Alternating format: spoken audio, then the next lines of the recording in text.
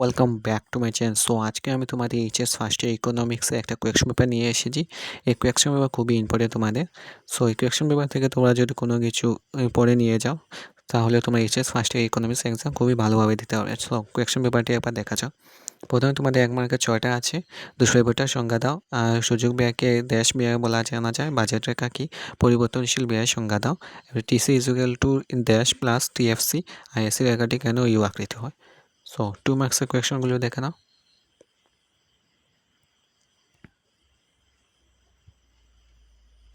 Four marks,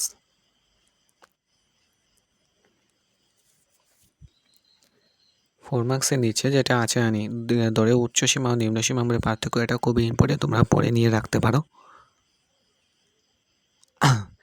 next 4 mark দেখে নাও। Maths আছে তোমাদের। এরপর আছে 6 মার্ক। 6 মার্কে এটি খুবই ইম্পর্টেন্ট। এটা পার্ট এর। উপভোক্তা ভারসাম্যতা কি?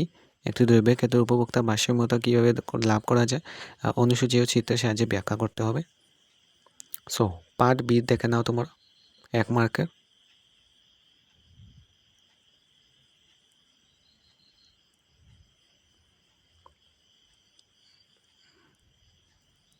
2 মার্কসের কোয়েকশন। নিচে আছে একটি আদর্শ তালিকার 4টি অংশ, 4 মার্কে। এটা খুবই ইম্পর্টেন্ট, তোমরা শিওর এটি পড়ে যাবে তাহলে কমন পাবে। সো নেক্সটে ম্যাথস আছে তোমাদের দণ্ডলেখা 4 মার্কের। স্তম্ভলেখা বহুভুজ অঙ্কন করতে হবে।